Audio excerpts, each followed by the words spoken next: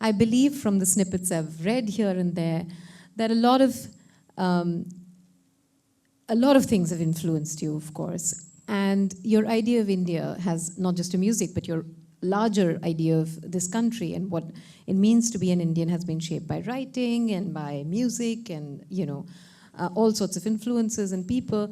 But a central figure, perhaps might, if I'm not mistaken, might also be your father and what he stood for and the kind of person he was.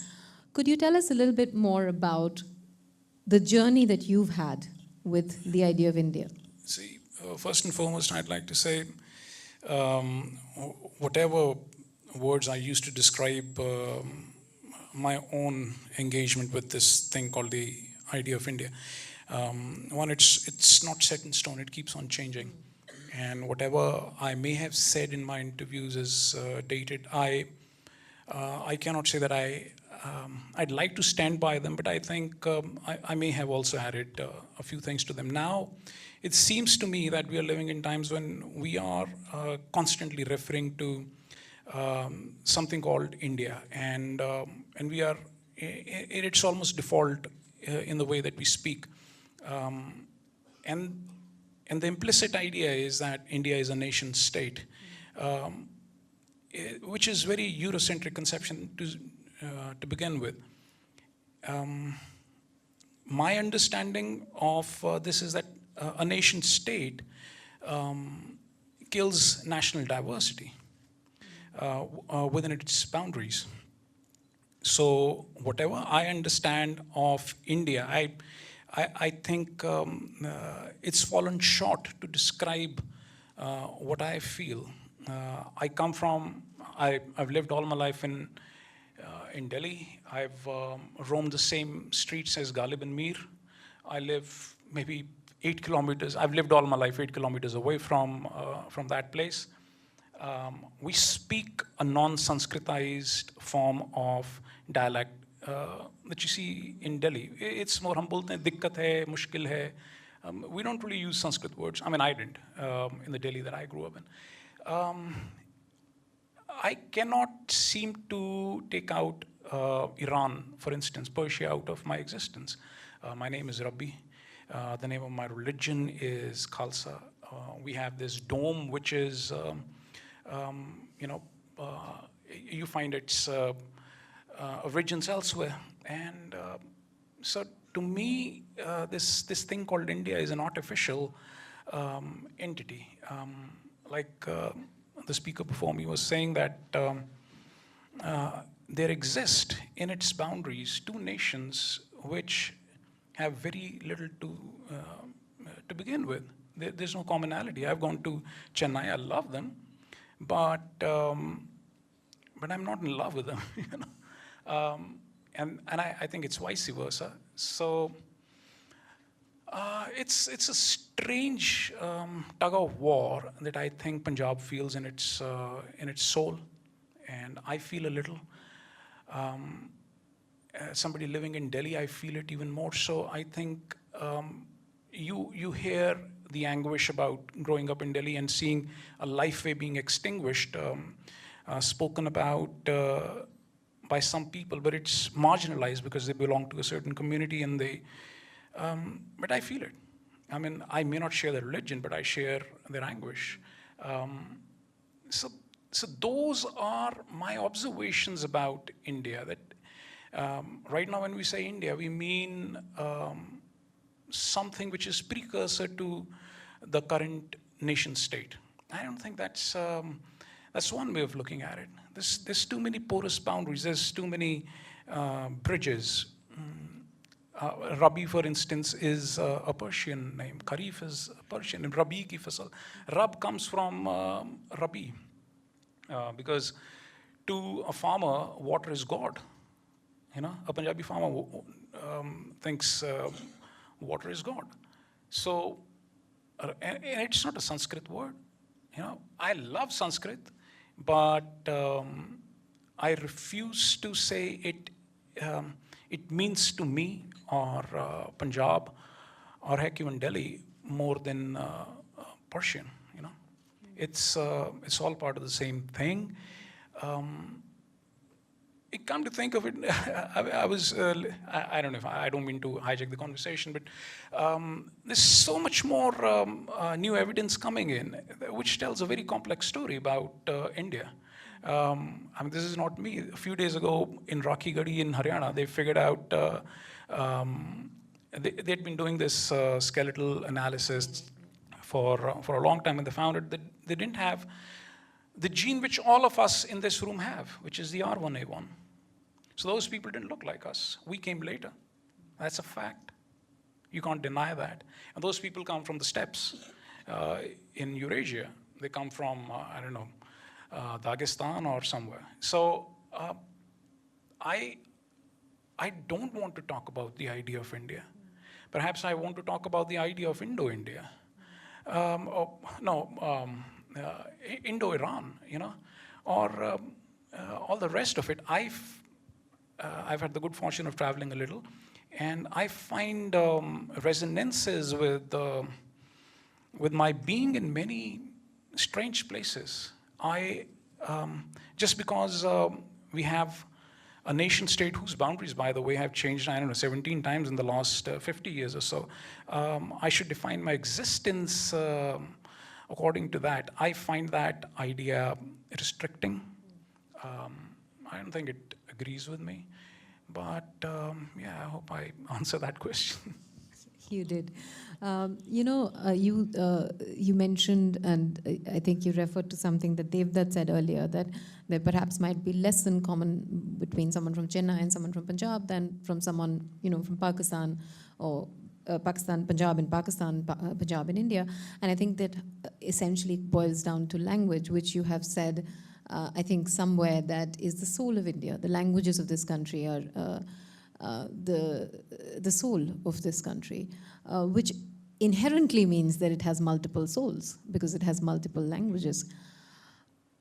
So there's languages, and then there's cultural diversity, and somewhere these two things tie up. What do you see as subverting this richness today, or perhaps in the last couple of years, decades, however you want to take this? It's the silence of the good people. I think that deserves a round of applause.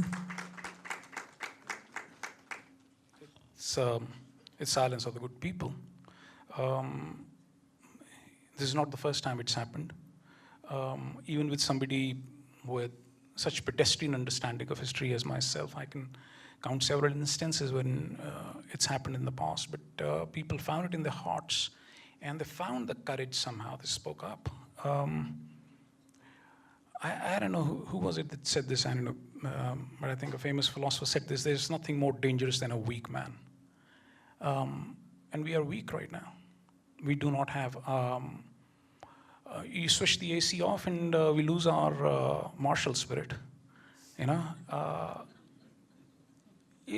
of us are marchers. I remember living in, my mother had a house, she still has, a house in East Patel Nagar, and we started getting,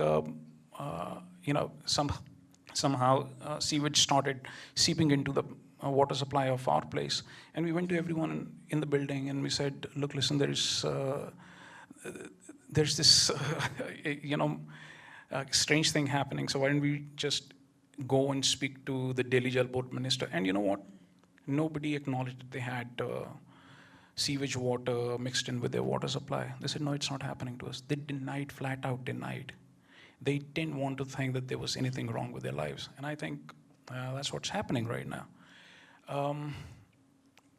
Having said that, we are living in times of the absolute influence of charisma, and the only thing that can counter charisma is charisma. We'll have somebody, hopefully we'll have somebody on our side. It did happen for a while. In Delhi, we had Arvind Kejriwal. We thought he was going to be the big hope. I say this on record, he's not. He's turned out like everyone else, if not worse. And that's just how it is. So we know that it can turn around very quickly. We know it can happen, but these are difficult times, but there have been far worse times. I come partly from Punjab, and I know there was a time when the Mighty Six wouldn't dare speak a single word against the militants there. We are the people who looked Abdali in the eye. We didn't care about dying, but when somebody from our own community tried to intimidate us, we let them. But there are some fantastic stories. There are stories of fantastic fight backs. I'm sure it's happening. If not, the ground is being prepared. India is too precious a place. Not India as an idea or India as a nation state, but India as a living, breathing thing. To me, the 5 rivers of Punjab mean as much as Yamuna. Yamuna means a lot to me. I go there and I curse all those who are doing this to Yamuna. I do this to myself. We don't deserve this beautiful river flowing right through us. It's going to take something, but I don't think it's going to come from this room, this auditorium. It's going to come from elsewhere. Sadly, we are not. We are the H-1B generation. We are preparing our kids to go stand outside American embassy and apply for the H-1B visa, or something like that. We don't have it in us to fight. We've done it. We meet each other and we lick each other's wounds and we empathize, but that's it. That's the extent of our radical action. Any change will only come out of anything radical. Who's the guy who's jumping on the rooftops and saying something radical? Who's that guy? Who's that person? There is no one right now. I can't. I got my ear to the ground and I don't hear anyone. So hopefully, it won't come from this room, but this room can play an important role in all of this. It can serve as a safe space where ideas can be freely exchanged. And that's my big hope from these places. I hope a little square in our heart can, sprout courage. But things are not that crazy bad. I mean, yeah, we like to think, we like to go back to the last government and we say, oh, you could at least speak your mind and all of that. Yes, but I don't think people are really, I've been to Punjab in 1989 in a village. Drag you to the police station, pull your 2 legs, and till the time you'd hear a click. In Punjabi, we used to say, "Chadde paad dena." So that was something that was routinely done. My cousin got that treatment meted out to him. I don't think we are there. I think we are letting ourselves be scared a little. There is, and nowhere is this fear so palpable as in TV studios. I've been there. And I say, are you scared? Tell me, are you scared? They say, yeah. They're all scared. This is Fear Central. Noida Film City is Fear Central. They're all scared. And we're all chasing 100 crores. We're all chasing that idea. I think at least my generation has failed miserably. At least the previous generation had some real need to not agitate. They came from Pakistan. My mom, she was trying to rise up in a career. We were 5 kids. They were working hard. They were trying to give us a good life. So you can understand why that generation did not go out and speak truth to power. But my generation, what's the big idea? Why? I look around, I ask all my friends, why don't we march? There's no answer. I think this is a question, pretty. I should probably throw it out there. Why don't we march? But we've marched. Delhi has shown this. And generally, I think this kind of this courageous radical action usually happens when somebody in a TV studio shows courage. Somehow, unfortunately, that's the truth about our reality, that somebody in the media has to show. And when the Anna Hazare movement happened, when Jyoti incident happened, and people came out, I was so proud. I'd go to Bombay and say, look, listen, you guys are nothing. Look at Delhi, at least we marched. A few things have happened. And we did get a new rape law. We did. We all marched, and it was glorious. And it was, for the first time in a long, long time, you were in the company of other people, and you felt what it is to be in the company of other people, and there is joy, and there is general warmth and regard for each other.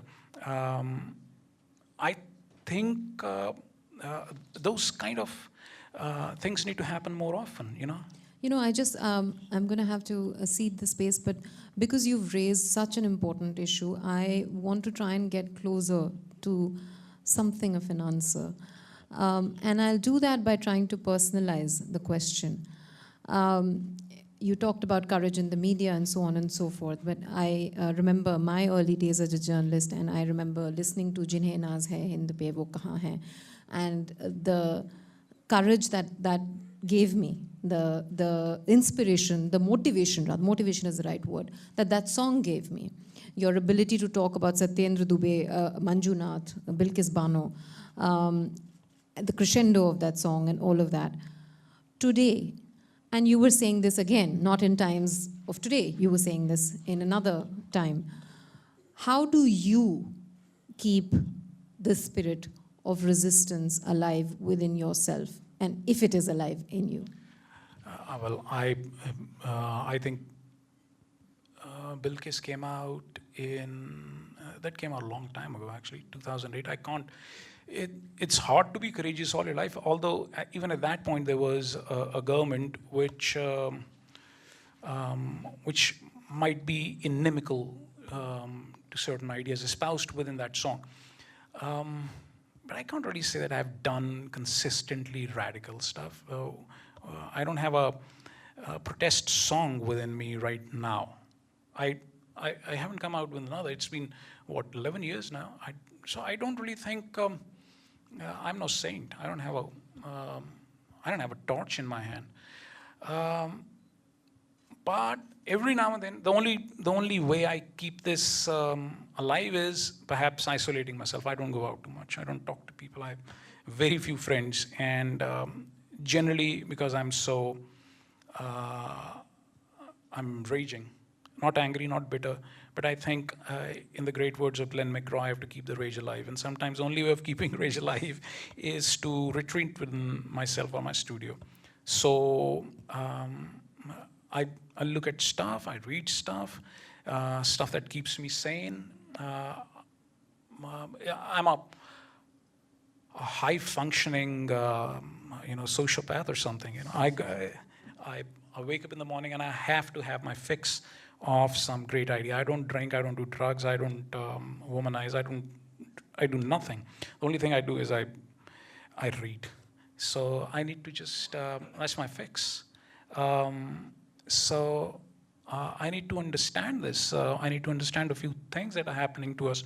I hate this individual accumulation being installed as a default idea everywhere. Schools, media, newspapers, somehow just making money is a good idea. And making money, nobody points out the fact that it's you squeeze out the real and you make money out of it. If you want to make money, the jungles will go somewhere. Yamuna will get dirtier. So I think there are some, our entire life way is so anti-nature. I think Heidegger was right when he said this, that everything about current civilization is wrong because our assumptions, our basic assumptions about who we are wrong. And that's why he wrote this Being in Time. He said, we never spent enough time thinking about being. And I think that is so true. We do not have the Indian conception of being enshrined in our constitution, in our laws, in the way. For instance, we have lots of laws, entitlements. We do not have obligations. Our religion, our spiritual systems talk about seeing God in everyone. So by assumption, they are an extension of myself. So, but when you when you enshrine entitlements, I think that goes against the spirit of that. So I see the ghost of Europe present everywhere. We wear their clothes, we speak their language, we go to their institutions. Heck, we haven't even changed the curriculum that Macaulay installed. After 1857, they shut down all the schools in Punjab. They burnt all the books down in the square in Lahore. And but that is not to be told to our to kids right now. And yeah, the languages are gone. Language is crucial in the sense that is where, in my opinion, I'm not a linguist, I'm not a philosopher, and heck, I'm not a clinician. But I feel that I'm shaped a great deal by the language I've spoken, and I'll give you a small proof of that. It's in my dialect, they ask questions for everything. Have you made food? The other person will respond, why can't you go inside and look? It's just constant hostility. Friendly hostility. Roti khadi, I'll come back from school, I'll ask my father, ki banaya? Gaon ke vekhya nahi janda. I'll tell my sister, can you make me some dal or something? Something she teri khan saman lagi hai. So there's this constant hostility, but it's banter. So that toughens you up. And that is Punjab. The way the conjugations we make, kare aami, we don't say. Now I find even the language we speak in Punjab, it's not really Punjabi anymore. I had some friend of mine, some friend here come up and say, why do you speak such a strange language, or something to that effect? And I said, look, bro, I don't know what to do with it. I speak the same language. I go back to my village and they understand me perfectly. So it's quite possible, do you think, that you may have moved away from the language? And I think it's not a criticism, but I find that Punjab has turned its back on its own language. And that's continuing unabated. It's continuing everywhere, all across India. Everyone that I speak to says that it's, their language is not the same anymore. A few years ago, the Gyanpith study came in, and the guy said, our constitution, our schedules only talk about 2% of the entire worldview, which is contained within the entire, worldviews of languages. In fact, 99% of all Indian languages do not even have a script. So when you factor all of that in, you come up against a great reduction in whatever are the dynamics or the brilliance. I was reading Verrier Elvin's book the other day about he's Nehru's.